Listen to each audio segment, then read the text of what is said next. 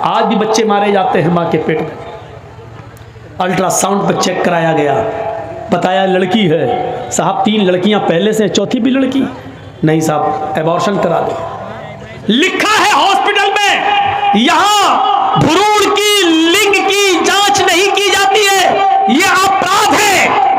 लिखा होता है हॉस्पिटल्स में, लेकिन पसे पर्दा सारे काम हो रहे हैं। क्या कॉलेज में पढ़ने वाले लड़के और लड़कियों के साथ होने वाली गलतियों पर जब कॉलेज की लड़कियों का हमल ठहर जाता है तो क्या उनका एबॉर्शन नहीं हो रहा है? क्या वो बच्चे नहीं गिराए जा रहे हैं? क्या हमल साकित नहीं हो रहे हैं? सब कुछ हो रहा है पसे पर्दा, सब कुछ हो रहा है पसे पर्दा।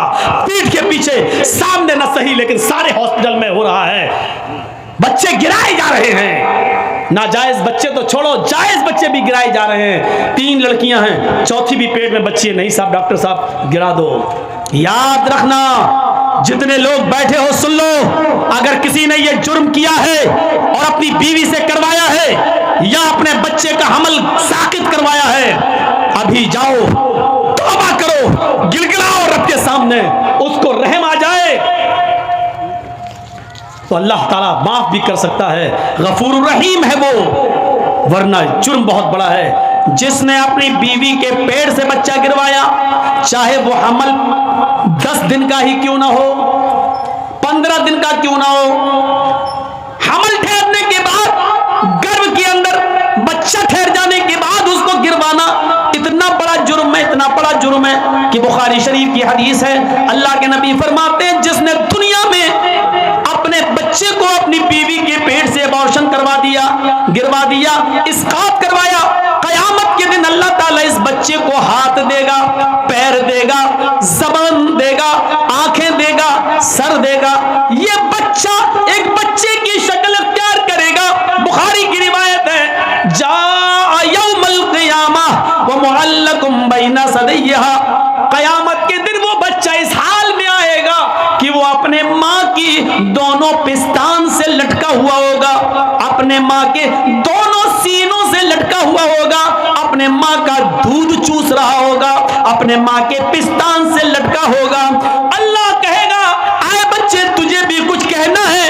अल्लाह उस बच्चे को ज़बान देगा, यकूल, वो बच्चा अपने माँ की पिस्तान छोड़ेगा, फिर ऊपर देखेगा, कहेगा यकूल, या रब्बी हाज़िही उम्मी क़तलतनी, अल्लाह ये मेरी माँ है जिसके पिस्तान से मैं लटका हूँ, अल्लाह ये मेरी माँ है जिसका मैं दूध पी रहा हूँ, अल्लाह ये मेरी माँ है जिसके सीने से आज मैं लगा हूँ, अल्लाह ये मेरी माँ है जिसने दुनिया में मुझे मार डाला था, अल्लाह ये मेरी माँ है जिसने दुनिया में मुझे कत्ल कर दिया था, अल्लाह ये मेरी माँ है जिसने दुनिया में मुझे जीने नहीं दिया, मुझे दुनिया में आने नहीं दिया, अल्लाह ये मेरी माँ है जिसने दुनिया में मुझे भुला दिया था, मेरा कत्ल कर दिया था, मेरा मर्डर कर दिया था, अल्लाह ये दुनिया में मेरी ना हुई, आज आखिरत में तू इसका मत बन, आज आखिरत में तू इसका मत हो, अय अल्लाह तू मेरी माँ को जहन्नम में डाल दे, अल्लाह मेरी माँ को जहन्नम में फेंक दे, मेरी माँ से मुझे कोई हमदर्दी नहीं है, ये दुनिया में मेरी ना हुई, आज तू इसका ना हो। कयामत के दिन ये बच्चा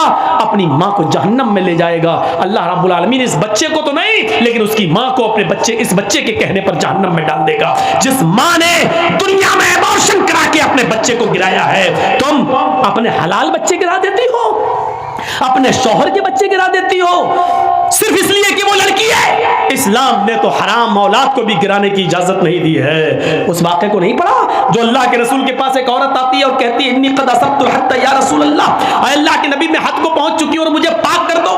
अल्लाह के नबी ने कहा, ठीक है इसको ले जाओ, संसार कर दो। कहने लगी, मेरे पेट में बच्चा है। आपने कहा, फिर तुझे अभी संसार नहीं किया जाएगा, जाओ जब बच्चा पैदा हो जाए तब आना।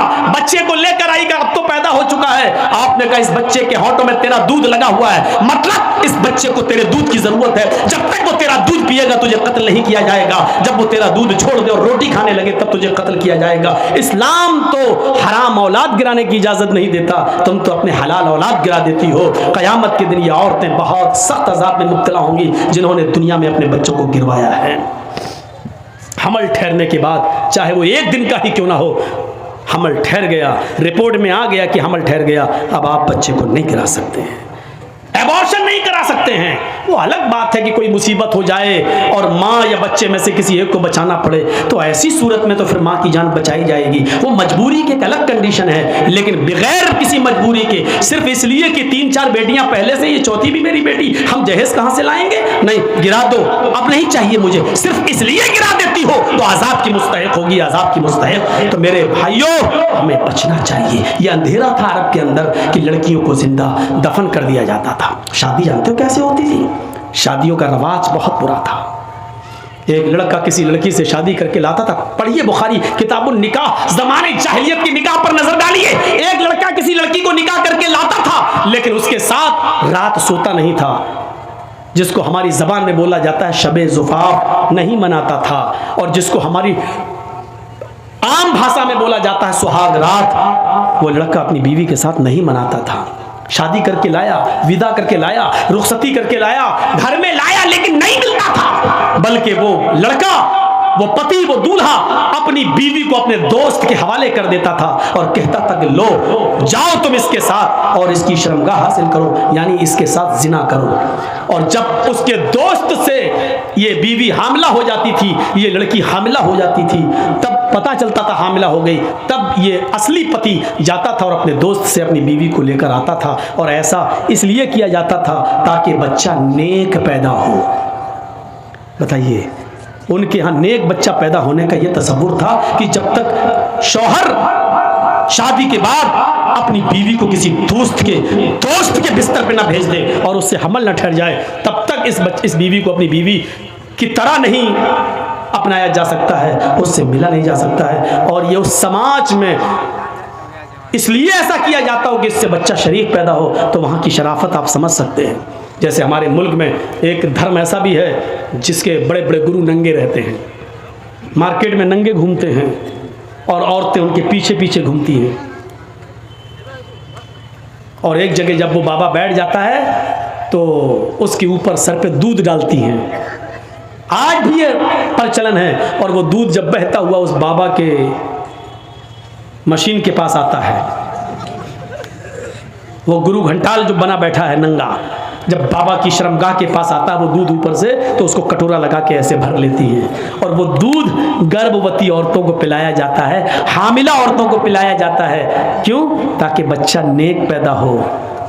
अंदाज़ा लगाओ, मशीन के पास से आया हुआ दूध और कटोरे में भरा गया हो वो दूध जब गर्भवती औरत पिएगी तो बच्चा कितना शरीफ पैदा होगा, इससे आप अंदाज़ा लगा सकते हैं।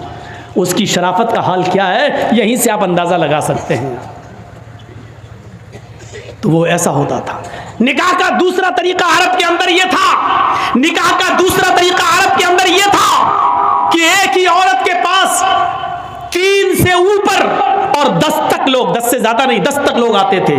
3 भी हो सकते हैं, 4 भी, 5 भी, 6 भी, 7 भी, 8 भी, 9 भी, 10 भी, 10 से ज्यादा नहीं, उस औरत के पास पूरे साल जाते हैं।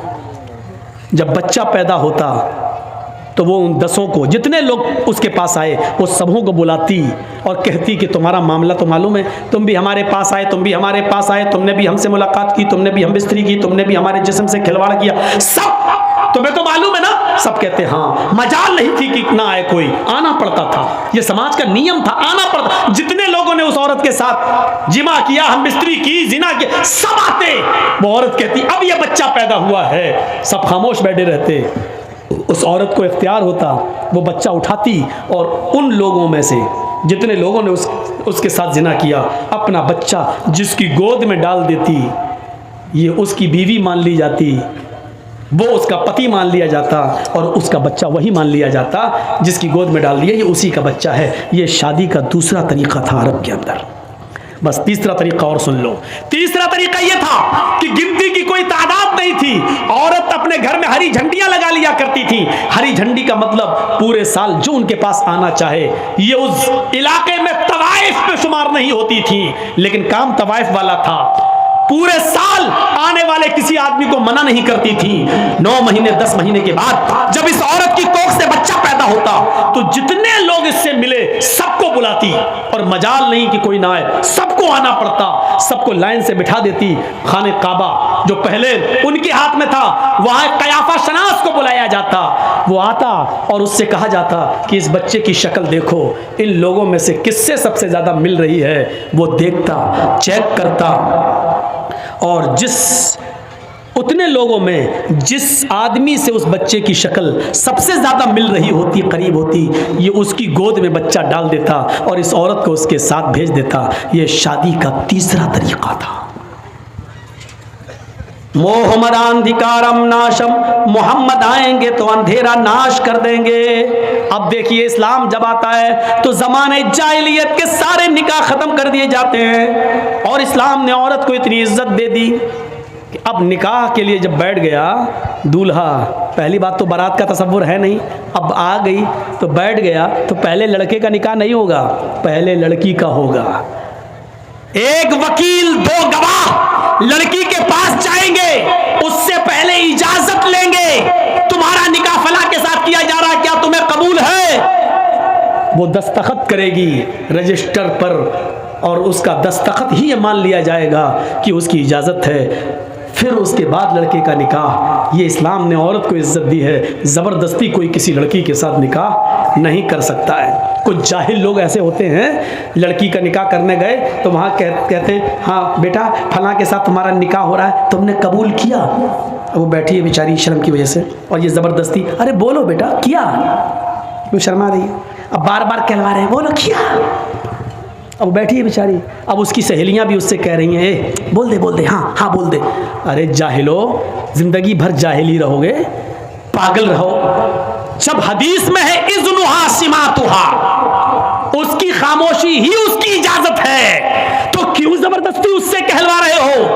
कुंवारी है, बाकिरा है, गैर शादीशुदा है, उसका जबान से बोलना जरूरी नहीं है। एक बार आप उससे पूछिए कि फला फला के साथ तुम्हारा निकाह किया जा रहा है, क्या तुम उस लड़के के साथ निकाह तुम्हें कबूल है? बस एक बार उससे पूछिए, वो खामोश हो जाती है, वही उसकी इजाजत हो गई। मत पूछवाओ जबरदस्ती, वो खामोश रहती है तो समझ लो कि वो राजी है। शर्मीली होती हैं लड़कियां, नहीं बोलेंगी जल्दी, इसलिए बुलवाओ नहीं जबरदस्ती। वो खामोश है, समझ लो कि उसने इजाजत दे दी, रजिस्टर बढ़ाओ और कह दो कि दस्तखत कर दो। पढ़ी लिखी है तो दस्तखत कर दे, नहीं पढ़ी लिखी है तो अंगूठा लगा दे, हो गया निकाह, उसकी इजाजत हो गई, उसका जबान से कहना जरूरी नहीं है। फिर लड़के के पास आइए और लड़के का निकाह पढ़ाइए। इस्लाम ने ये इजाजत, ये इज्जत दी है लड़की को। लड़के वाले को पैगाम भेजना पड़ेगा लड़की वाले के पास।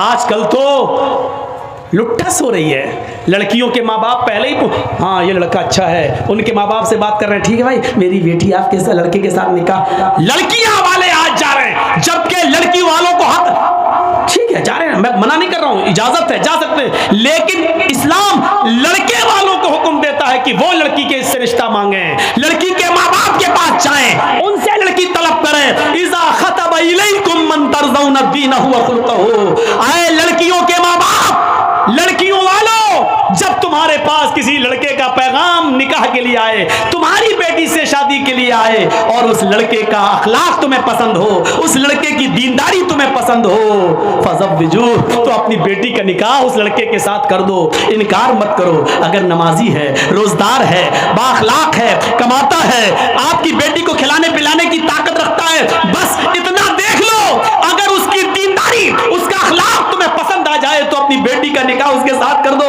उस दीनदार लड़के का पैगाम ठुकराओ मत, उसको अपने घर से मायूस मत जाने दो, अपनी बेटी का निकाह उस लड़के के साथ कर दो। अगर दीनदार लड़के के साथ तुमने अपनी बेटी का निकाह नहीं किया, इल्लम तफअलूहु तकुन फितनतुन फिल अर्ज़ व फसादुन अरीज़, अगर नमाजी और दीनदार लड़के की आंखों से आंसू बह गए, उसका पैगाम तुमने ठुकरा दिया और लड़की का अपनी बेटी का निकाह उसके साथ नहीं किया और उसके रिश्ते को अगर भगा दिया, किया या नहीं किया तो जमीन में फितना फैल जाएगा। इल्लम तफअलूहु तकुन फितनतुन फिल अर्ज़, तो जमीन में फितना देखोगे, व फसादुन अरीज़, और लंबा चौड़ा फसाद। आज देख लो तलाकों की कितनी नौबतें हैं, क्योंकि हमने जेंटलमैन देखा है, हीरो देखा है, जमीन और जायदाद वाला देखा है, दीनदार नहीं देखा है। सुप्रीम कोर्ट का बयान है कि सबसे ज्यादा हमारे यहाँ तलाक के केस पेंडिंग में पड़े हुए हैं, तलाक के केस पेंडिंग में पड़े हुए हैं, और तलाक के केस 3 करोड़ की तादाद में हैं।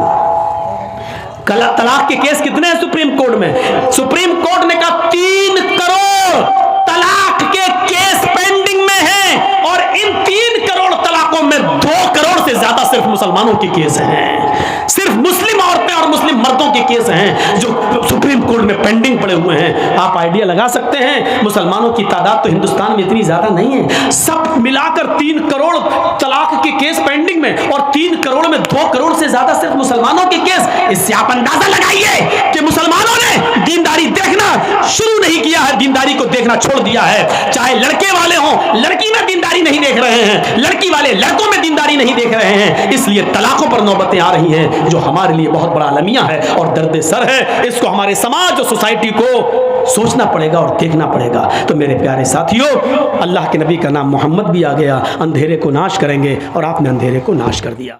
मुहम्मदुर रसूलुल्लाहि वल्लज़ीना मअहू अशिद्दाउ अलल कुफ्फारि रहमाउ बैनहुम।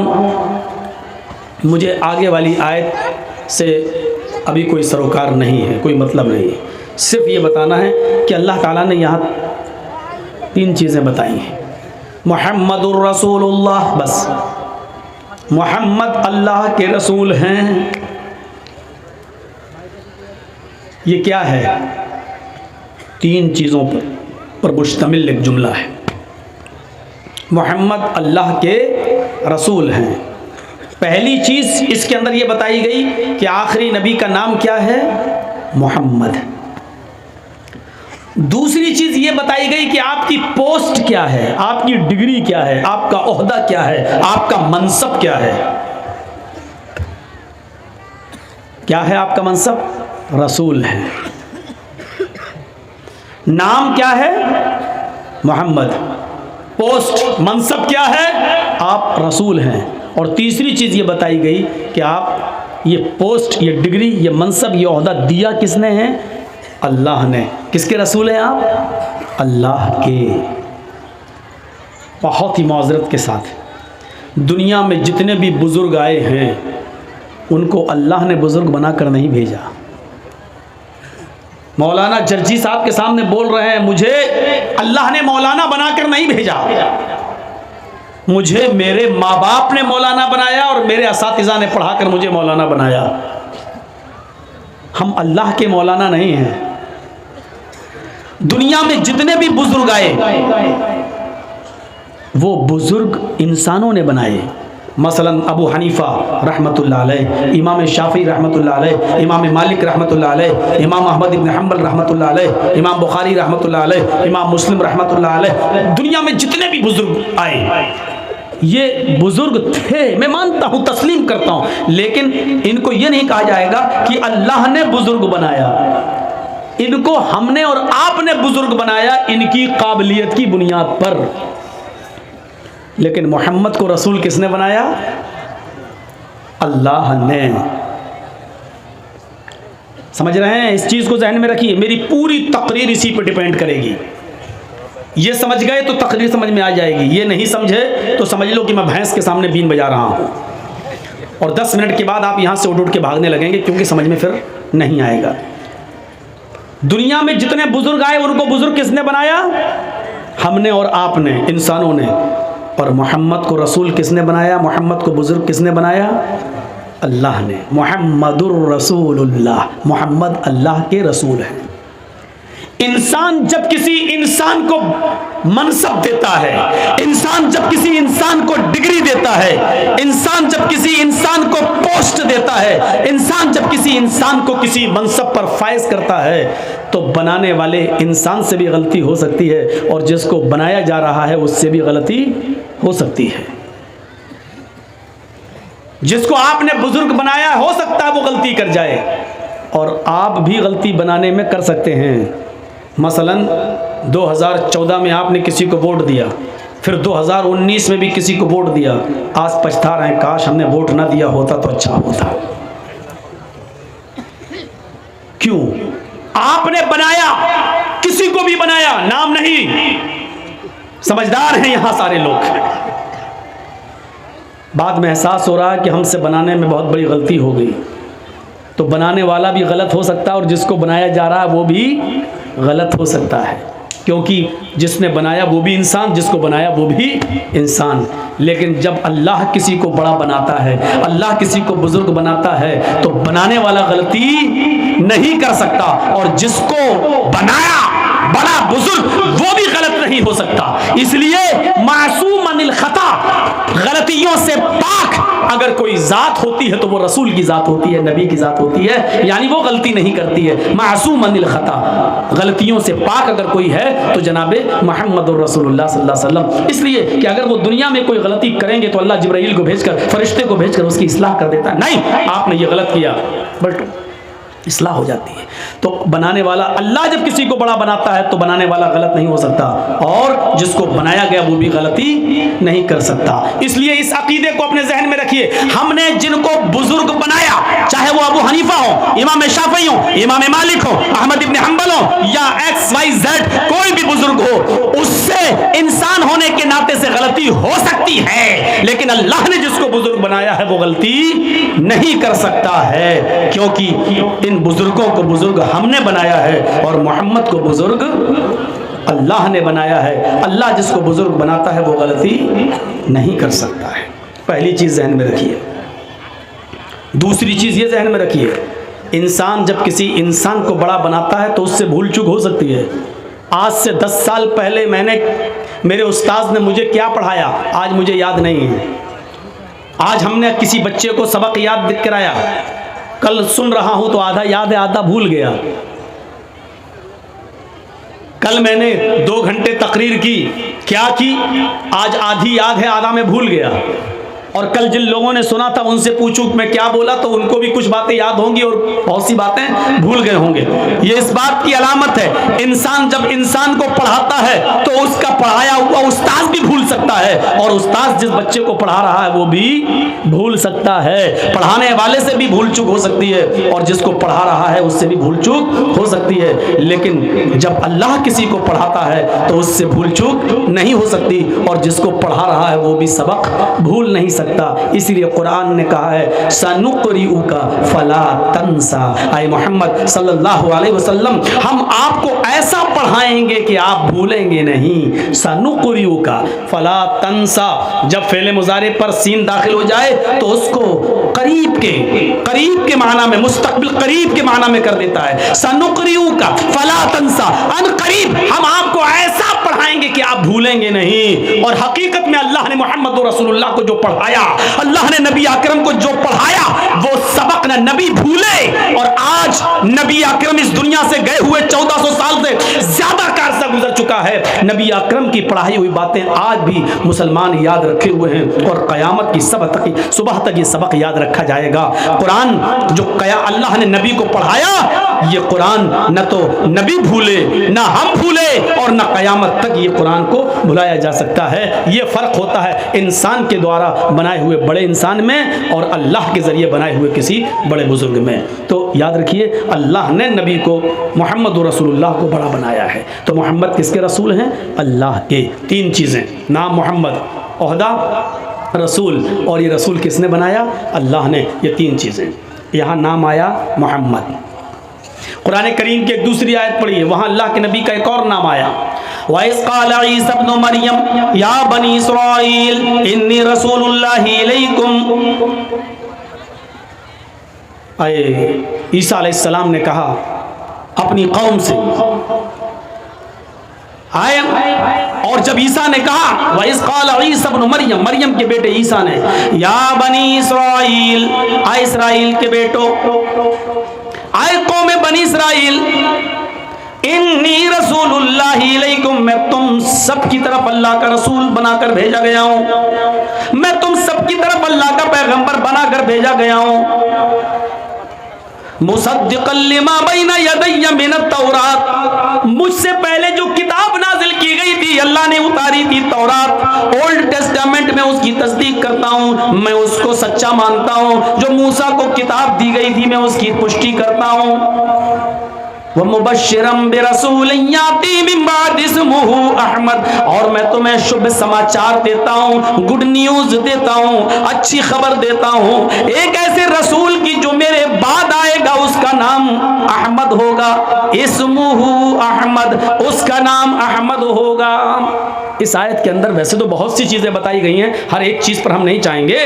पहली चीज़ ये बताई गई, ईसा अलैहिस्सलाम ने अपने से पहले आने वाली किताब तौरात का इकरार किया है कि वो भी आसमानी किताब थी, और एक ऐसे रसूल की बशारत दी जो उनके बाद आएगा, यानी ईसा के बाद आएगा, जीसस के बाद आएगा। और उसको क्या बताया? इस्मुहु अहमद, उसका नाम क्या होगा? अहमद होगा। कुरान में ये नाम आया है अहमद। मोहम्मद और अहमद ये दो नाम स्पष्ट हैं, जाहिर हैं।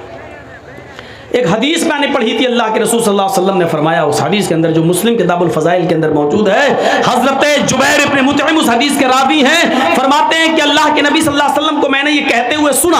अल्लाह के नबी ने फरमाया, इन्ना ली अस्माअन, मेरे चंद नाम हैं। इस हदीस के अंदर अल्लाह के रसूल के कुछ नाम आए हैं, चंद नाम। इन्ना ली अस्माअन, मेरे कई एक नाम हैं। इन्ना ली अस्माअन, पहला नाम अना मुहम्मदुन, मेरा एक नाम मोहम्मद है। वो अना अहमदु, और मेरा एक दूसरा नाम अहमद है। वो अनल माही, और मेरा एक नाम माही है। माही का मतलब मिटाने वाला, नष्ट करने वाला। तो अल्लाह क्या मिटाएगा? यमहुल्लाहु बियल कुफ्र, अल्लाह मेरे जरिए, मेरे द्वारा नास्तिकता को, कुफ्र को मिटाएगा, गुनाह को मिटाएगा। वानल हाशिर, मेरा एक चौथा नाम हाशिर है, जमा करने वाला, इकट्ठा करने वाला। युहशरुन्नास अला क़दमैया यौमल क़ियामा, क़यामत के दिन तमाम लोग मेरे कदमों के तले, मेरे पैरों के पास, मेरे इर्द गिर्द जमा किए जाएंगे, इकट्ठे किए जाएंगे। वह अनल आकिब, और मेरा पांचवा नाम आकिब है। आकिब का माना क्या होता है? बाद में आने वाला, आकिब सबसे लास्ट में आने वाला। वल आकिबुल लज़ी लैसा बअदहु नबिय्युन, मैं सबसे बाद में आया हूँ और मेरे बाद अब कोई नबी नहीं आएगा। ये अल्लाह के रसूल ने चंद नाम बताए हैं। इसमें पहला नाम मोहम्मद। अब देखिए मोहम्मद की मीनिंग क्या होती है, बहुत आसान है। एक एक चीज़ की बारीकी पे चलिए। अब नाम आया तो 5 नाम बता दिए। अब मोहम्मद, मोहम्मद का माना क्या होता है? हम्मद युहम्मिदु तहमीद, जिसका माना होता है तारीफ करना। और मोहम्मद बाबे तफईल से ऑब्जेक्ट है, इसमें मफूल है। अल्फाज की ज़्यादती, माना की ज़्यादती पर दलालत करती है। हमीदा यहमद, तारीफ करना, और मोहम्मद युहम्मिदु, बहुत ज़्यादा तारीफ करना। और मोहम्मद जिसकी बहुत तारीफ की गई हो। मीनिंग देखिए, मोहम्मद जिसकी बहुत तारीफ की गई हो। अल्लाह के नबी सल्लल्लाहु अलैहि वसल्लम जब अपनी माँ के पेट से बाहर आए, पैदा हुए, तो आपके दादा अब्दुल मुत्तलिब ने आपका नाम रखा 7वें दिन मोहम्मद, और माँ ने नाम रखा अहमद। दादा ने नाम रखा मोहम्मद। पूरा अरब का इलाका चौंक गया, ये नाम अब्दुल मुत्तलिब ने रखा मोहम्मद, जिसका माना बहुत ज़्यादा तारीफ किया हुआ, जिसकी बहुत तारीफ की गई हो। हकीकत में मोहम्मद रसूलुल्लाह की कायनात में सबसे ज़्यादा, अल्लाह के बाद सबसे ज़्यादा अगर किसी का नाम लिया गया और सबसे ज़्यादा किसी की तारीफ की गई तो वो हस्ती है मोहम्मद रसूलुल्लाह सल्लल्लाहु अलैहि वसल्लम की।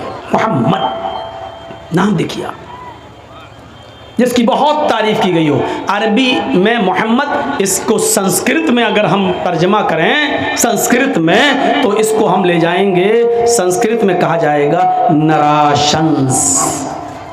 नर के माना इंसान, व्यक्ति, और आशंस के माना जिसकी बहुत प्रशंसा की गई हो। नर आशंस, दो जुमलों से, दो शब्द से मिलकर बनेगा। नर प्लस आशंस मिलाएंगे तो क्या पढ़ा जाएगा? नराशंस, जिसकी बहुत प्रशंसा की गई हो, यानी मोहम्मद जिसकी बहुत तारीफ की गई हो। अब वेदों में मोहम्मद रसूलुल्लाह को नराशंस कहा गया है। इदम जनाओपश्रुतो नराशंसिस तश्विष्यते, षष्टिम सहस्रा नवीतम चक्कौरम अरुष्मे धूदत्महे। इससे ज्यादा स्पष्ट कोई मंत्र हो ही नहीं सकता जिसने मोहम्मद को नराशंस की शक्ल में पेश कर दिया है। सिर्फ लैंग्वेज अलग है, जबान अलग है, लेकिन चीज एक ही है। और एक एक लफ्ज पर गौर कीजिएगा। इदम हरफे निदा आए, इदम आए, जना, इदम जना। एक शब्द की मीनिंग में कहीं गलती हो तो पूरी इजाजत है केस कर सकते हैं आप हमारे ऊपर। इदम आए, जना जनता, लोगो। गोया कि अरबी में अगर कहना हो आए लोगो तो उसके लिए क्या कहा जाएगा? या अय्युहन्नास, आए इंसानों, हाय लोगो। इदम जना, आए लोगो। उप शुरुत, गौर से सुनो। उप शुरुत, उप मानी नीचे, श्रुत मानी कानों के नीचे सुनना। कानों के नीचे सुनो, क्या मतलब हुआ? कभी कभी आप बोलते हैं ना, लगाएंगे थप्पड़ कान के नीचे, तो कान के नीचे लगाने का मतलब क्या? जोरदार। उप मानी नीचे, बोलते हैं ना मुख्यमंत्री, उप मुख्यमंत्री, मुख्यमंत्री के नीचे। प्रधान मंत्री, उप प्रधान मंत्री, यानी प्रधान मंत्री के नीचे। अध्यक्ष, सदर, प्रेसिडेंट, उपाध्यक्ष, उप अध्यक्ष, मिलाएंगे तो क्या पढ़ेंगे? उपाध्यक्ष। अध्यक्ष के नीचे, तो उप मानी नीचे, श्रुत कानों के नीचे सुनो, मतलब गौर से सुनो। और कोई चीज जब ये कहा जाए गौर से सुनो तो इसका मतलब ये है कि वो बहुत जरूरी है, बहुत इंपॉर्टेंट है, बहुत महत्वपूर्ण है। इदम जना उपश्रुत, आए लोगों गौर से सुनो। नराशंसिस तशविष्यते, इस विश्व में, इस दुनिया में नराशंस आएंगे, नराशंस आएंगे जिनकी इतनी प्रशंसा होगी। इस तशविष्यते कि पूरे विश्व में उनसे ज्यादा किसी की प्रशंसा न होगी, उनकी इतनी तारीफ होगी कि उनसे ज्यादा पूरे विश्व में फिर किसी और की प्रशंसा, किसी और की उनसे ज्यादा तारीफ न होगी, उनसे अधिक किसी और की प्रशंसा न होगी। क्या रह गया? पूरे विश्व में उनसे ज्यादा किसी और का नाम ही नहीं होगा। मुहम्मदुर रसूलुल्लाह का नाम कितना है आपको आइडिया नहीं है। पूरे विश्व में कितना नाम लिया जा रहा है आपको पता नहीं है। वुज़ू बनाइए, बिस्मिल्लाह। क्या पढ़ेंगे? बिस्मिल्लाह। वुज़ू बनाकर ख़त्म होंगे, फारिग होंगे, क्या पढ़ेंगे? अशहदु अल्ला इलाहा इल्लल्लाह व अशहदु अन्ना मुहम्मदन अब्दुहु व रसूलुहु व अशहदु अन्ना मुहम्मदन, नबी का नाम लिया जा रहा है। अजान के बाद की दुआ में क्या है? अल्लाहुम्मा रब्ब हाज़िहि दावति ताम्मा वस्सलातिल क़ाइमा आति मुहम्मदनिल वसीला वल फजीला। अल्लाह के नबी का नाम लिया जा रहा है। आति मुहम्मदनिल वसीला, मोहम्मद, कितना नाम लिया जा रहा है नबी अकरम का। वुज़ू के बाद की दुआ में नबी का नाम, अजान के बाद की दुआ में नबी का नाम। अजान कितनी हो रही है इस वक्त? मेरी घड़ी में 11:30 हो रहे हैं, रात के 11:30। इस वक्त भी कहीं ना कहीं दुनिया के किसी न किसी कोने में फजर का वक्त होगा और वहाँ मुहम्मदुर रसूलुल्लाह का नाम लिया जा रहा होगा। अशहदु अन्ना मुहम्मदुर रसूलुल्लाह।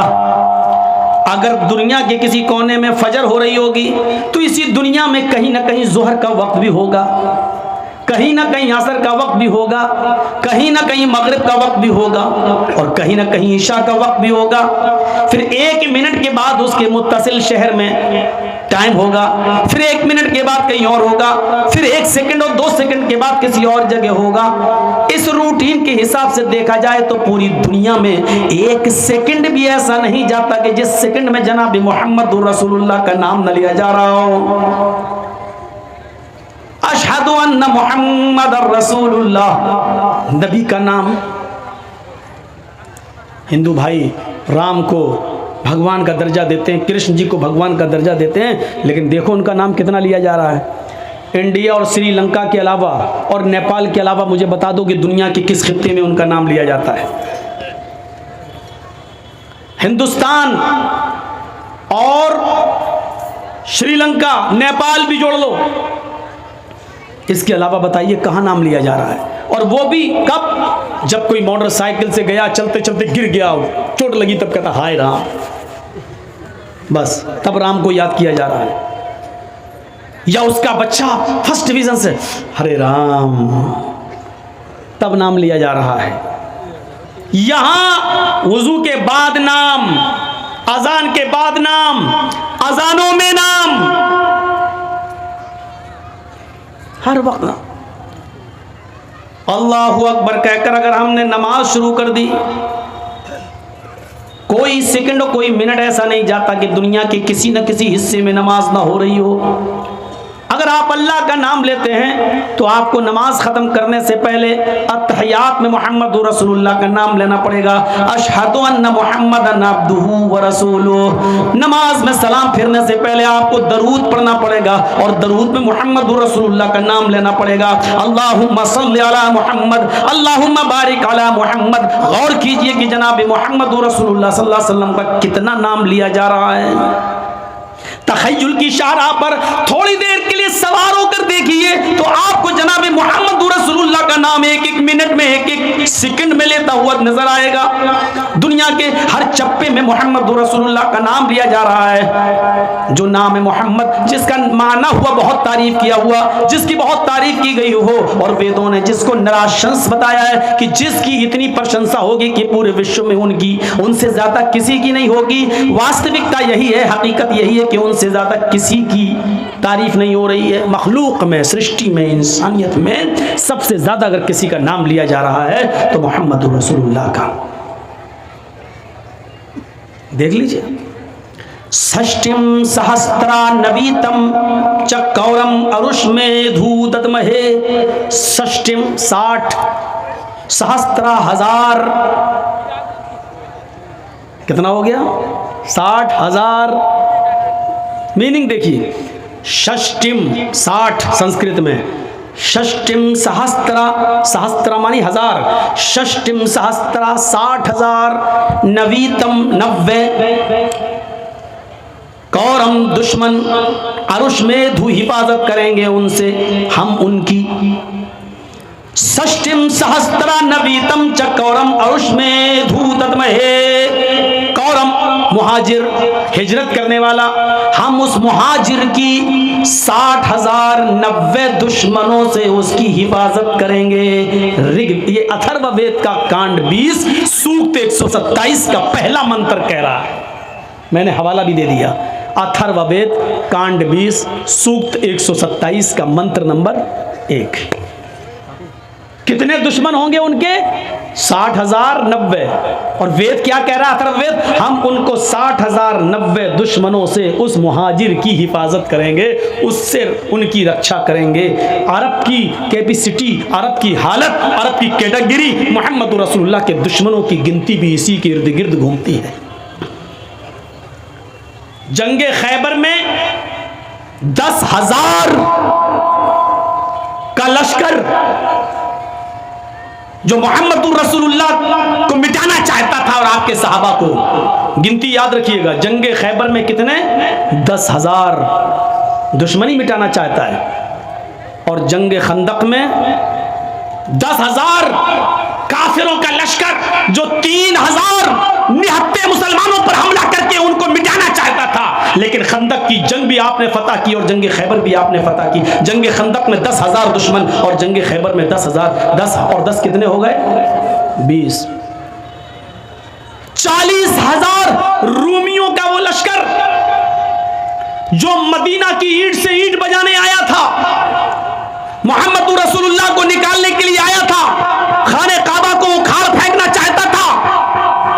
और मोहम्मद रसूलुल्लाह इनके मुकाबले में चंद हजार लोगों को लेकर जब निकलते हैं, इनका रौब व दबदबा जब उन रूमियों के दिलों में बैठा तो 40 40,000 का लश्कर तितर बितर हो जाता है, तो 40,000 रूमियों का वो दुश्मन जो मोहम्मद और मोहम्मद रसूलुल्लाह के सहाबा को मिटाने के लिए मदीना में घुस गया था, आना चाहता था और मदीना की ईंट से ईंट बजाना चाहता था, लेकिन इसको शिकस्त होती है और भाग जाते हैं। 40,000 ये और उधर कितने 20, 40 और 20 कितने हुए 60,000 दुश्मन तो ये गिनती के हो गए। अब 90 और देखिए। ग़ज़वा तबूक के मौके पर सारे सहाबा चले गए जंग करने के लिए। इस शर्त पे कुछ लोग रह रहे थे अल्लाह के नबी के साथ, यहूदी, कि आप पर कोई हमला करेगा तो हम आपकी मदद करेंगे, हम पर कोई हमला करेगा तो आप हमारी मदद कीजिएगा। लेकिन जब दुश्मनों की तादाद देखी तो ये यहूदी पलट गए और उन्हीं का साथ देने लगे दुश्मनों का। उनकी तादाद थी 80।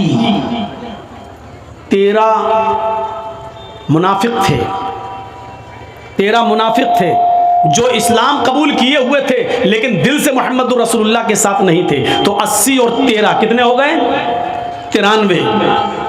लेकिन इन 93 में से 3 ने सच्ची तौबा कर ली थी, पक्की और सच्ची तौबा कर ली थी। उन्हीं तौबा करने वालों में काब इब्ने मालिक रज़ी अल्लाह ताला अन्हु भी शामिल हैं, जिन्होंने पक्की सच्ची तौबा की और अल्लाह ताला ने माफ कर दिया था और अल्लाह के रसूल को हुक्म दिया था कि मैंने इन तीनों को माफ कर दिया। उनमें काब इब्ने मालिक भी शामिल हैं। तो 93 में 3 की तौबा अल्लाह ने कबूल कर ली, ये अल्लाह के नबी के साथ आ गए। तो अब कितने बच्चे 93 में से 3 को माइनस कर दीजिए 90। 60,000 उधर, इधर कितने हुए 90। ये गिनती किसकी है मोहम्मद रसूलुल्लाह के दुश्मनों की। और इसको कौन कह रहा है अथर्ववेद का 20वां कांड और 127वां सूक्त का पहला मंत्र। हम षष्टिम सहस्त्रानवीतम, हम उस मुहाजिर को, कौरन कहते हैं अपना मुल्क, अपना देश, अपना शहर छोड़कर दूसरे शहर की तरफ जाने वाले मुहाजिर को। इसमें कोई शक नहीं कि अल्लाह के रसूल मक्के के दुश्मनों से परेशान जब हो गए तो आपने मक्का छोड़कर मदीना की तरफ हिजरत की। आप भी मुहाजिर थे, तो ये इशारा है मोहम्मद रसूलुल्लाह की तरफ। यानी हम उस मुहाजिर को, और जिसकी बहुत प्रशंसा की जाएगी, यानी मोहम्मद को, नराशंस को, 60,000 90 दुश्मनों से हम उसकी हिफाजत करेंगे। यानी 60,000 90 दुश्मन मिलकर भी उसका एक रोंगटा भी नहीं उखाड़ पाएंगे, उसका एक बाल भी खत्म नहीं कर पाएंगे, उसके जिस्म के एक बाल को भी नुकसान नहीं पहुंचा पाएंगे। हम उस नराशंस को, हम उस मोहम्मद को 60,000 90 दुश्मनों से उसकी हिफाजत करेंगे। ये मंत्र किसके बारे में उतर रहा है मोहम्मद रसूलुल्लाह। वरना हिंदू भाई बताएं, आज भी तो हिंदुओं में बहुत बड़े बड़े पंडित मौजूद हैं, वो बताएं कि 60,000 90 दुश्मन किसके हैं, जरा बताएं। अपने ही धर्म के किसी कोई बताए कि 60,000 90 दुश्मन किसके हैं। और इसके आगे वाले मंत्र ने तो और स्पष्ट कर दिया, ये उसी के बाद दूसरा मंत्र है, वो ऊंट की सवारी करेगा, उसकी प्यारी सवारी ऊंटनी होगी। यानी वो उस देश के अंदर पैदा होगा जहां ऊंटों का चलन होगा। लीजिए, ऊंटों का चलन रेगिस्तान में है, ऊंटों का चलन अरब के अंदर था। उसकी प्यारी सवारी ऊंटनी होगी जिसका मान सम्मान आकाश की बुलंदी को छुएगा। बधू मंतो द्यू दशा, द्यू मानी 2, दशा मानी 10 संस्कृत में। द्यू दशा, द्यू 2 दशा 10, 2 और 10 कितने हुए 12। उसकी 2 और 10 बधू मंतो पत्नियां होंगी। इसमें कितनी चीजें बताई गई, वो कहां पैदा होगा जहां ऊंटों का चलन होगा। और उसकी प्यारी सवारी क्या होगी, फॉर्च्यूनर नहीं होगी, स्कॉर्पियो नहीं होगी, इनोवा नहीं होगी, उसकी प्यारी सवारी क्या होगी ऊंटनी। यानी वो ऊंट का सफर करेगा, ऊंट पर बैठेगा।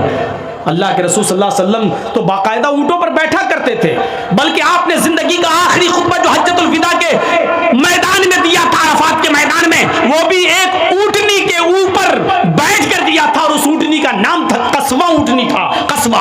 उस कस्वा नामी ऊंटनी के ऊपर अल्लाह के नबी ने बैठकर हज्जतुल विदा का खुतबा दिया था।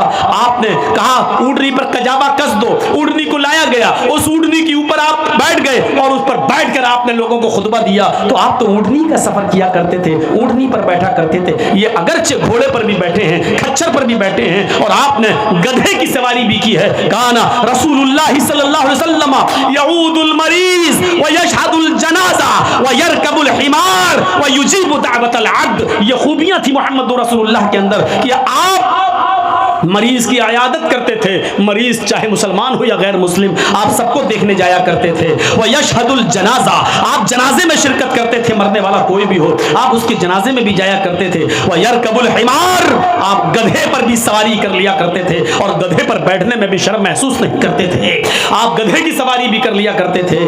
और वह युजीबु दावतल अब्द, और मामूली गुलाम की दावत भी कबूल कर लेते थे, उसके घर जाकर उसकी चटाई पर बैठकर उसके साथ खाना खाने में भी आपको शर्म महसूस नहीं होती थी। मेरे भाइयों, ये खूबियां थी जनाब मोहम्मद रसूलुल्लाह सल्लल्लाहु अलैहि वसल्लम के अंदर। बुखारी शरीफ के अंदर ये आया है कि अल्लाह के रसूल के अंदर ये खूबियां मौजूद थी। तो आप अंदाजा लगा सकते हैं, ऊंटनी की सवारी महबूब सवारी थी नबी की।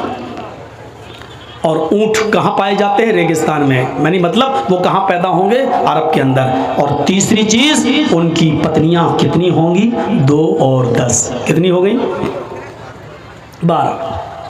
12 बीवी वाला ढूंढ ढूंढ के मर जाएं सब लोग, कोई नहीं मिलेगा। 12 बीवी वाला सिर्फ एक ही मिलेगा, मुहम्मदुर रसूलुल्लाह। हमारे थापा जी बैठे हैं, पूछिए कृष्ण जीसस की, ईसा अलैहिस्सलाम की कोई पत्नी थी? नहीं थी। बाइबल के आधार पर उनको सूली दे दी गई, तख्ते पे ले जाकर लटका कर उनको खत्म कर दिया गया। लेकिन हमारे कुरान के मुताबिक उनको सूली नहीं दी गई। जब उनके दुश्मनों ने उनको सूली पर लटकाना चाहा तो अल्लाह ताला ने उनकी शक्ल के किसी दूसरे शख्स को वहां पर पेश कर दिया और ईसा अलैहिस्सलातु वस्सलाम को जिंदा आसमान पर उठा लिया। वो कुर्ब क़यामत आएंगे, दोबारा आएंगे, काने दज्जाल को खत्म करेंगे, सलीब को तोड़ेंगे। ये कुर्ब क़यामत उनकी निशानी बताई गई है। और हमारा मजहब जिस तरह मोहम्मद रसूलुल्लाह की इज्जत और एहतराम करने का हुक्म देता है, उसी तरह ईसा अलैहिस्सलातु वस्सलाम जीसस की इज्जत और एहतराम का भी हुक्म देता है, क्योंकि वो भी हमारे नबी थे, मोहम्मद रसूलुल्लाह भी हमारे नबी थे।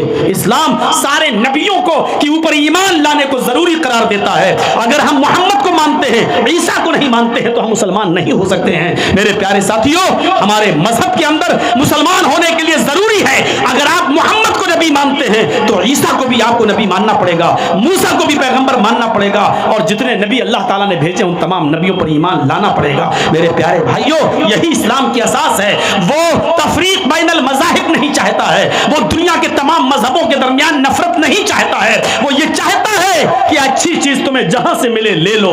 अगर अच्छी चीज हिंदू धर्म से मिल रही है तो ले लो, ईसाई मजहब से मिल रही है तो ले लो, ईसाइयत से मिल रही है तो ले लो, जैन धर्म से मिल रही है तो ले लो। अच्छी चीज जहां से मिले वहां से ले लो। अच्छी चीज तुम्हारी खोई हुई अमानत है, और अच्छी चीज किसी की बाप की जागीर नहीं होती है। अच्छी चीज सबके लिए होती है। अच्छी चीज तुम्हें जहां से मिले उसको ले लो। हर मजहब के अंदर कुछ अच्छाइयाँ होती हैं, आपको ले लीजिए, कुरान उसके मना नहीं करता है, इस्लाम उससे नहीं रोकता है। वह ईसा अलैहिस्सलातु वस्सलाम शादी नहीं किए। और आ जाइए सुलेमान अलैहिस्सलाम, उनकी 99 बीवियों का जिक्र हदीस में मिलता है। कितनी बीवियां थी? 99। दाऊद अलैहिस्सलाम के पास कितनी बीवियां थी? 1000। 99 वाले हैं, 1000 बीवियों वाले हैं। इब्राहिम अलैहिस्सलातु वस्सलाम की 2 बीवियों का जिक्र मिलता है, सारा और हाजरा। बाद रिवायतों में 3 का भी मिलता है कि उनकी 3 बीवियां थीं। चलिए 2 मानो या 3 मानो, 2 और 3 बीवी वाला जिक्र मिलता है। रामचंद्र जी के पास 1 पत्नी थी सीता, लेकिन राम के पिता राजा दशरथ के पास 3 पत्नियां थीं। राम के पिता राजा दशरथ के पास 3 पत्नियां थीं, 3। और आप मनुस्मृति पढ़ेंगे तो उसमें लिखा है कि राजा बहुत सी पत्नियां रखता था, और लिखा है कि राजा अपनी पत्नियों को लेकर जब जंगल में सैर के लिए निकले, पत्नी नहीं लिखा, पत्नियों, जमा का सेगा, राजा जब अपनी पत्नियों को लेकर निकले, पत्नियों यानी एक राजा कई पत्नी रखता था। और हमारे नवाबों का दौर उठाकर देख लो, लखनऊ के नवाब और फला नवाब, तो एक नवाब के पास 300 बीवियां भी मौजूद थी। आज भी लखनऊ में चले जाइए आप, भूल भुलैया चले जाइए आप, वहां पर आपको बताएगा गार्ड कि यहाँ उसकी 300 बीवी रहती थी, फला नवाब की 300 बीवी। तो 300 वाले बहुत मिलेंगे। सबसे ज्यादा अगर कहीं मिलता है जिक्र, सबसे ज्यादा अगर किसी ने बाजी मारी है तो वो थे कृष्ण कन्हैया जी, जिनके बारे में महाभारत में लिखा है 16,108। 16,000, एक दो नहीं, कितनी थी? 16,108। वो भी पत्नियां नहीं है, गोपियां लिखा हुआ है। चारों तरफ गोपियां, बीच में कन्हैया। बांसुरी बजाते थे, बांसुरी में इतनी सुरीली मीठापन था कि सब मर जाती थी। वो 16,108 जो बनी वो बांसुरी में ही मरी हैं। बांसुरी बजाते थे और सुरीली आवाज़ सुनकर उनके पास बैठ जाती थी, वो उनकी गोपियां थी। कितनी है? 16,108। लेकिन मसला न 16,000 का है, मसला न 2-3 का है, मसला न 99 का है, न 1000 का है। मसला यह है कि 12 बीवी वाला आखिरी नबी होगा, अंतिम ऋषि वो होगा जिसकी 12 बीवियां होंगी। तो 12 बीवी यानी 11 तो बीवियां और एक लौंडी, एक बांदी। मुकौकिस के बादशाह ने, मुल्क शाम के बादशाह ने जो 2 लड़कियां तोहफे में भेजी थी, अल्लाह के नबी सल्लल्लाहु अलैहि वसल्लम को गिफ्ट के तौर पर दी थी। एक का नाम था सीरीन और एक का नाम था मारिया। तो अल्लाह के रसूल ने एक को एक्सेप्ट कर लिया था, मारिया को, और सीरीन जो थी वो हजरत हसन इब्न साबित को दे दिया, इनको आप रखो, और मारिया को आपने अपने पास रख लिया। मारिया से एक बच्चा भी पैदा हुआ अल्लाह के नबी का, जिसका नाम था इब्राहिम। एक बेटा भी पैदा हुआ। तो 11 बीवी, एक लौंडी, 12 पत्नियों वाला। चूंकि लौंडी से भी बीवी वाला काम लिया जा सकता है, इसलिए उनको भी हम बीवी में शामिल कर रहे हैं। तो 11 पत्नी, एक लौंडी, तो क्या हुआ? 12 बीवियों वाला अगर कोई मिलता है और कोई दिखाई देता है हिंदू धर्म की किताब के मुताबिक, तो वो सिर्फ एक ही है, और वो कौन है? मुहम्मदुर रसूलुल्लाह सल्लल्लाहु अलैहि वसल्लम। और आगे वाला मंत्र तो बिल्कुल क्लियर है। और देखिए, एशाए मामहे, एशाए मामहे शतन निष्कांत शस्त्रजा त्रीणी शतान्य वर्तान्य सहस्त्रादश गौनाम। अथर्ववेद कांड 20 सूक्त 127 का मंत्र नंबर 3। पहला मंत्र तो वो था, नराशंस नाम होगा, पूरे विश्व में सबसे ज्यादा तारीफ होगी, 60,090 दुश्मनों से बचाएंगे। ये पहला मंत्र हो गया। दूसरा मंत्र क्या था? उसकी प्यारी सवारी ऊंटनी होगी और उनकी 12 बीवी होंगी। ये दूसरा मंत्र हो गया। तीसरा मंत्र देखिए, एशाए मामहे। यहां पर भी, ए भैया बैठ जाओ, कहां जा रहे हो? शादी हो गई तुम्हारी? तब क्या कर रहे हो जाके? बीच से उठने मत दीजिए आप लोग यार, यहाँ से ना उठें, पीछे से उठ जाए कोई दिक्कत नहीं है, और जिसको उठना हो यहाँ से अभी चला जाओ। हमें बड़ा डिस्टर्ब होता है, मैं भूल जाता हूँ कि क्या पढ़ रहा था। मैं समझता हूँ कि टोकने के लिए उठ रहा, कहीं ऐसा ना हो कि माइक पकड़ के छीन। 1-2 बार ऐसा हो चुका है। उठा, हम समझे पेशाब करने जा रहा, आया सीधे माइक, ये क्या बोल रहा है? कई जगह ऐसा हुआ। तो जो बीच से कोई उठता तो मैं डर जाता हूँ कि माइक तो छीनने नहीं आ रहा है। अब क्या करूँ, वही चीज़ बैठी हुई है दिमाग में। अब दिमाग में जल्दी कोई निकलता थोड़ी है। अब देखने रहे हो, वो एक कमीना जो है बदल गया। अब उसके दिमाग में वही भूसा घुसा हुआ था, हैं? बार बार वो, आज उसका बयान क्या है मालूम है? मुझे मुसलमानों ने इस्लाम से निकाल दिया है, मरने के बाद हमें 2 गज ज़मीन भी नहीं मिलेगी। जब हमारे ऊपर कुफ्र का फतवा लगा दिया तो हमने ये धर्म कबूल कर लिया। अब सवाल ये है कि इस्लाम पर तो तुमने बहुत सवाल उठाए, अब वसीम रिजवी मत कहिए, अब उसको कहिए जितेंद्र कुमार। क्या नाम उसका हो गया? जितेंद्र कुमार त्यागी। अब उससे पूछो कि अब हिंदू धर्म पर जरा उंगली उठाओ। 16,108 थी, जितेंद्र त्यागी जी क्या कहोगे? अब उठाओ। मोहम्मद साहब की 12 बीवी पर बड़ी उंगली उठाते थे, अब जो 16,108 रखा था उसके ऊपर उठाओ उंगली। रामचंद्र जी को भगवान का दर्जा दिया जाता है, फिर भी रावण उनकी पत्नी सीता को लेकर भाग गया, भगवान अपनी पत्नी को नहीं बचा पाए। अब उठाओ उंगली। अब तो जर्जीस तुम्हारी रात की नींद हराम कर देगा। अब उठाओ, अब उठाओ। कोई बात नहीं, चेंज हो गए, यहां किसी को परवाह नहीं है। अच्छा हुआ, मेरे हिसाब से बहुत अच्छा हुआ कि तुम बदल गए, उधर चले गए, क्योंकि अभी तक मुझे इस्लाम का भी दिफा करना पड़ता था और यह कहना पड़ता था कि वो रास्ते से भटक गया है।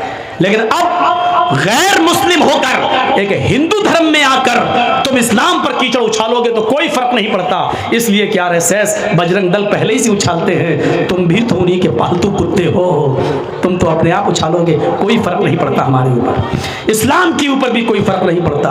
बड़ी टिप्पणियां हो रही हैं, मैंने भी एक कमेंट किया था, सब कुछ बदल गया, अपनी मशीन कैसे बदलोगे?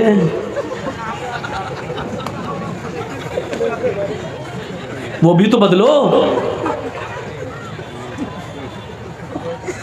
मोदी जी उसको चाहिए कि अमेरिका भेजकर उसका खतना ख़त्म करवाएं, क्योंकि इंडिया में तो कोई ऐसी सर्जरी है नहीं कि जिससे खतना ख़त्म हो जाए। वो बीच वाली मशीन से ज़िंदगी भर मुसलमान ही रहेगा।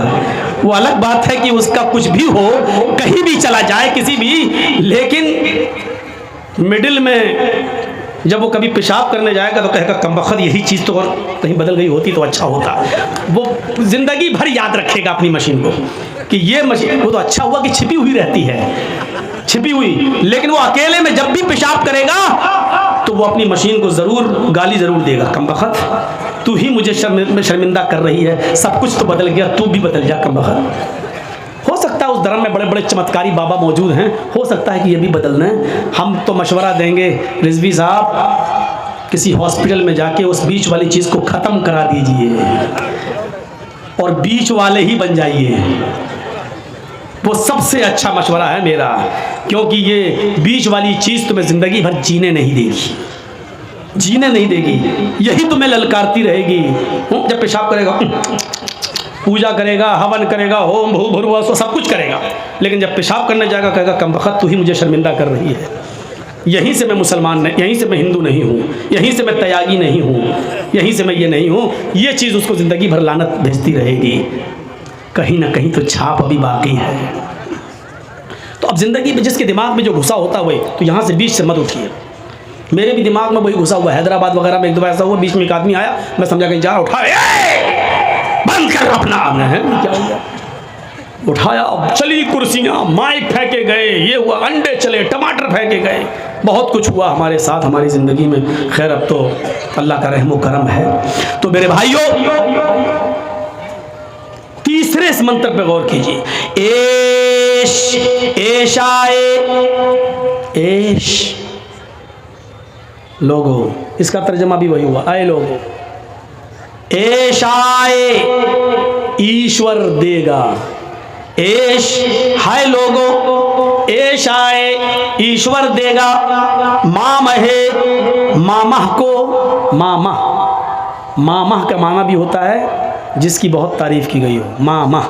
इसका भी संस्कृत में हिंदी तर्जमा देखेंगे नालंद विशाल शब्द सागर में, तो मामह के आगे लिखा है प्रशंसक, जिसकी बहुत तारीफ की गई हो, प्रशंसित जिसकी बहुत तारीफ की गई हो।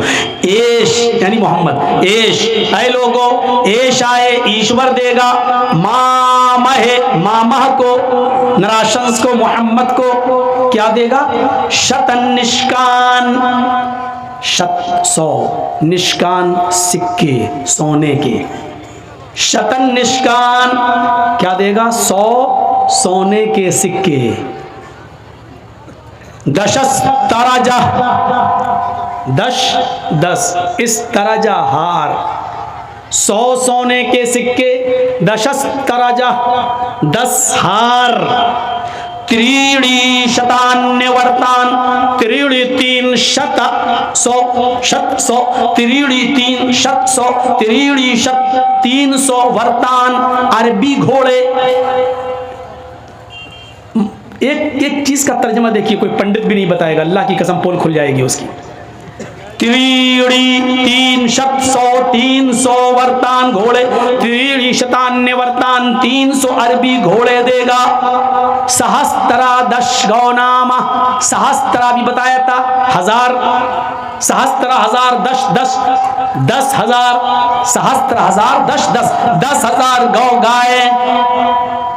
अब पूरे मंत्र का तर्जमा देखिए, ईश्वर मां महर्षि को मोहम्मद को देगा 100 सोने के सिक्के, 10 हार, 300 अरबी घोड़े और 10,000 गायें। ये मंत्र किसी पर पूरा नहीं उतरता सिवाय मोहम्मद रसूलुल्लाह के। सबसे पहले क्या है, 100 सोने के सिक्के। सोना बड़ा कीमती होता है, जब आपका बच्चा MBBS में एडमिशन लेना चाहे और थोड़े से अंक से फेल हो जाए और 50 लाख रुपया मांगा जा रहा हो कि दे दीजिए आपके बच्चे को MBBS में एडमिशन हो जाएगा, तो आप ऐसे मौके पर अपना सोना तक बेच देते हैं अपने बच्चे के पढ़ाने के लिए। 100 सोने के सिक्के का मतलब 100 कीमती लोग। और इल्म एक ऐसी दौलत है जो सोने से भी ज्यादा कीमती। इल्म के हुसूल के लिए माँ अपने बच्चों का सोना तक, अपने जेवर तक बेच देती है अपने बच्चों को पढ़ाने के लिए। तो मतलब क्या है, अल्लाह मोहम्मद को ऐसे 100 आदमी देगा जो सोने के सिक्कों की तरह कीमती होंगे, यानी इल्म हासिल करने वाले होंगे।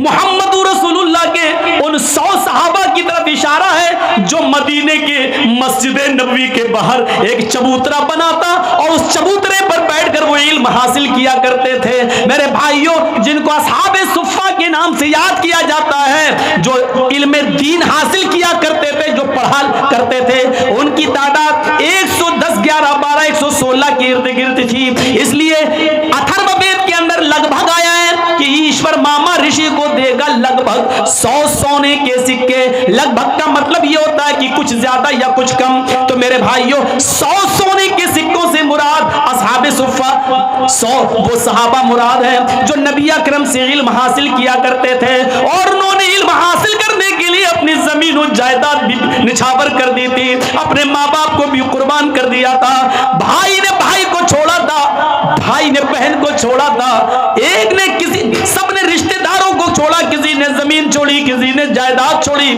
लेकिन वो मोहम्मद रसूलुल्लाह से पढ़ने जरूर आया करते थे। ये तादाद उनकी इसी 100 के इर्द गिर्द घूमती है। शतन निष्कान अल्लाह मामा को देगा 100 सोने के सिक्के, 10 तरजा, 10 हार औरतें गले में पहनती हैं। और आपने देखा होगा कि लॉकेट पर, हार पे जो इतना सा लॉकेट होता है नीचे, जो उस पर औरतें प्यार में नाम लिख लेती हैं और अपने पति के नाम का पहला अक्षर, जैसे किसी का नाम जमील है तो जे बना लिया, किसी का नाम करीम है तो के बना लिया, किसी का नाम आसिफ है तो ए बना लिया, और उसको पहने हुए गले में लटका लेती हैं, यानी मेरा पति मेरे दिल के करीब है। आजकल तो खुराफाती लड़कियां भी यही सब कर रही हैं, अपने आशिकों का नाम लटका लिया, और लड़के भी कर रहे हैं। लड़के कुछ ज़्यादा ही दीवाने हैं, वो अपनी माशूकाओं का नाम यहाँ लिखवाते हैं, खंजर चलवाते हैं, गुदवाते हैं, ऐसा लिखवाते हैं कि वो कभी ना मिटे, यहाँ लिखवा। ये जुनून और पागलपन है।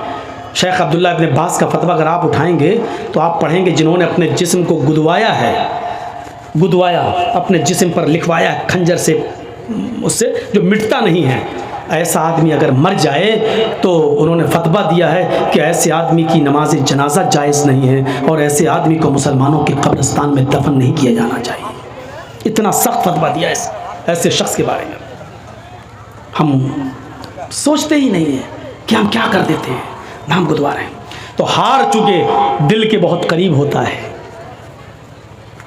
तो अल्लाह मोहम्मद को 10 हार देगा, मतलब ऐसे 10 सहाबा देगा जो मोहम्मदुर रसूलुल्लाह के दिल के बहुत करीब होंगे, जो नबी को बहुत महबूब होंगे, बहुत प्यारे होंगे। ईमानदारी के साथ बताइए, क्या ऐसे 10 सहाबा नबी के पास थे या नहीं? हदीस की किताबों में इन 10 सहाबा को आशरे मुबश्शरा कहा जाता है, जो इतने चहीते थे, इतने प्यारे थे मोहम्मदुर रसूलुल्लाह को कि अल्लाह के रसूल ने इसी दुनिया में एक एक का नाम लेकर एक एक को जन्नती कहा था। आए अबू बकर तुम जन्नती, आए उमर तुम जन्नती, आए उस्मान तुम जन्नती, आए अली तुम जन्नती, आए सआद तुम जन्नती, आए सईद तुम जन्नती, आए अबू उबैदा तुम जन्नती। एक एक करके अल्लाह के रसूल ने उन 10 सहाबा का नाम इसी दुनिया में लेकर सबों को जन्नत में जाने की बशारत दी थी। उन्होंने इतना दिल खुश किया था कि अल्लाह के रसूल ने इसी दुनिया में उन 10 सहाबा को जन्नत में जाने की बशारत दे दी थी। मेरे भाइयों, ये दिल के बहुत करीब थे। हमारे हिंदू भाई इस मंत्र को देखें, हमारा इरादा नहीं था मंत्र पढ़ने का। मैंने तो शेख निजामुद्दीन साहब से भी कह दिया कि अब मंत्र नहीं पढ़ता हूं, मैं छोड़ दिया हूं। आपके इस स्कूल के, इस मदरसे के जिम्मेदार से भी मैंने कह दिया था कि अब छोड़िए मंत्र अंतर मैं नहीं पढ़ता हूं। उसकी वजह यह है कि मंत्र बंगाल में पढ़ता हूं, केस यूपी में होता है मेरे ऊपर, और होने की वजह भी है क्योंकि इन मंत्रों को पढ़ने के बाद ये यूट्यूबर जो है ना, इनके जो चैनल चल रहे हैं, इनके अकाउंट में जो पैसे आ रहे हैं, इन लोगों की वजह से मेरे ऊपर केस होता है वहां पर। अभी हमने कृष्ण जी के बारे में बोला 16,108 बीवी। अब जानते हो इसमें कोई ना कोई हरामी चैनल वाला, इतना हरामी होगा, वो इसको कटिंग करके डालेगा, कृष्ण कन्हैया की रंग रेलियां,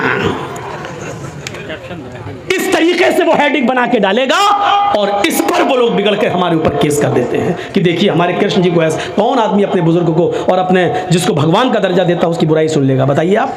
वसीम रिजवी की आप सुन पा रहे हैं? जब आपके अंदर ये कलेजा नहीं है तो दूसरे के अंदर भी ये कलेजा नहीं है कि वो अपने भगवान के बारे में इस तरीके का वो सोचे। और आप लोगों की वजह से ये केस हमारे ऊपर होते हैं, इस तरीके से कटिंग करके यूट्यूब पर डालते हैं।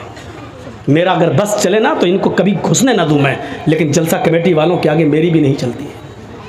ये लोग इजाजत देते, चलाओ साहब आ जाओ यहाँ पर। यूपी के अंदर मजाल है किसी ने कोई डाल दे हमारे बारे में, सब जानते हैं कि जर्जी साहब, अरे हम जब सेफ रहेंगे तो आपके चैनल भी चलेंगे, जब हम ही सेफ नहीं रहेंगे तो आपके चैनल क्या चलेंगे? इस तरीके से कटिंग कर करके डालते हैं। अब देखिएगा क्या करके डालेंगे। अब हो सकता ना डालें क्योंकि मैंने कह दिया, अगर ना कहा होता तो यही डालते, कृष्ण कन्हैया की रंग रेलियां, कृष्ण कन्हैया की अय्याशी, इस तरीके से हेडिंग बना के डालते। आपको क्या जरूरत है? आप इस्लामी बातें डालिए, उसकी हेडिंग अच्छी बनाइए, मोहम्मद रसूलुल्लाह का मकाम मर्तबा, भाई मौलाना जर्जीस अंसारी हैं, आप डालिए नबी अकरम सल्लल्लाहु अलैहि वसल्लम की फजीलत, भाई मौलाना मोहम्मद जर्जीस, आप ये डालिए। क्या जरूरत हिंदू धर्म में, ये क्या जरूरत है ये सब डालने की? मोदी को डाल दिया, मुझे डाल दिया। अरे क्यों ऐसे दो टकों के लोगों के सामने हमारी तस्वीर देते हैं? ये आज हैं कल नहीं रहेंगे, जल से आज भी हो रहे हैं कल भी होंगे, इनकी औकात नहीं है। राहत इंदौरी ने कहा था किराएदार हैं, जाती मकान थोड़ी। ये आज हैं जो आज साहिबे मसनद हैं, कल नहीं होंगे, किराएदार हैं, जाती मकान थोड़ी है। और 100 साल के बाद हम जिंदा नहीं रहेंगे। लेकिन देखिएगा जिस तरीके से हिटलर को लिखा गया जालिम, हज्जाज इब्न यूसुफ को लिखा गया जालिम, 100 साल के बाद कोई मुअर्रिख इस देश के चौकीदार को भी जालिम लिखेगा, हज्जाज इब्न यूसुफ जैसा लिखेगा, हिटलर लिखेगा। लेकिन अफसोस ये है कि ये पढ़ने वाले उस वक्त हम नहीं होंगे, हमारी औलादें पढ़ेंगी। कहो इंशाअल्लाह। हुकूमत और सल्तनत, अब देखिएगा, अब इसको भी काट के छांटेंगे। मौलाना ने मोदी को कहा है हिटलर, अब बीजेपी वाले इधर केस कर देंगे। तो इसलिए हमने मंत्रों को पढ़ना छोड़ दिया है, अपने आप को भी बचाना ज़रूरी है। लेकिन पता नहीं क्यों आज स्टेज पर बैठते ही मन में आ गया, पढ़ना लगा। मैं ये मौजू ही नहीं सोचा था, मैं सोच के कुछ और आया था, लेकिन अब निकल गया ये। तो मेरे भाइयों, आप मुझे भी बचाइए, आपका भी चैनल चलेगा, और लोगों को परेशान मत कीजिए, नीचे लगाइए ताकि देखने वालों को दिक्कत ना हो। आप हमें कोऑपरेट करेंगे, पब्लिक आपको भी कोऑपरेट करेगी। आप जब नज़रअंदाज करेंगे तो हमें भी गुस्सा आएगा, फिर हम लगने नहीं देंगे। और जाहिर है हम खड़े हो जाएं, जब तक ये नहीं हटेगा हम नहीं बोलेंगे, कमेटी वालों को हटाना पड़ेगा, पब्लिक की गाली कौन सुनेगा? तो हमें भी ऐसा करने पर आप मजबूर मत कीजिए। उम्मीद है कि इंशाल्लाह इसका ख्याल रखा जाएगा। तो मेरे प्यारे साथियों सुनिए, 10 ताजा, 100 सोने के सिक्के, 10 हार। हार से मुराद क्या है समझ लिया? सहाबा, अशरे मुबश्शरा। त्रिणी शतान्य वर्तान, 300 घोड़े। कौन जानता है मोहम्मद रसूलुल्लाह के पास 300 घोड़े नहीं थे, हकीकत में नहीं थे। लेकिन घोड़ों से मुराद घोड़े नहीं है, घोड़ों से मुराद घुड़सवार, ऐसे जवान, ऐसे बहादुर जो मोहम्मद रसूलुल्लाह के एक इशारे पर अपनी जान कुर्बान कर दें, ये मुराद है। और याद करो, जब 1000 का लश्कर काफिरों का सामने खड़ा है और इधर 313 जंगे बदर में लड़ने वाले वो बेचारे सहाबा, हाय हाय हाय, उनके पास तीर है, तलवार है, ढाल है, घोड़े हैं, नेज़े हैं, और लड़ने वाले सब जवान। मोहम्मद के सिपाहियों पे नजर डालो, बूढ़ा भी है, जवान भी है, कुछ छोटे भी हैं। जब सबको गिना गया तो 313। उधर सब कुछ है, इधर एक एक पूरे जंगे बदर में सहाबा की जिंदगी पर नजर डालें तो 313 सहाबा के पास सिर्फ 2 घोड़े, एक के पास एक भी नहीं, एक के पास 2, 4, 5 लोगों के पास भी एक नहीं, सिर्फ 2 घोड़े। किसी सहाबी के पास तीर है लेकिन छोड़ने के लिए कमान नहीं है।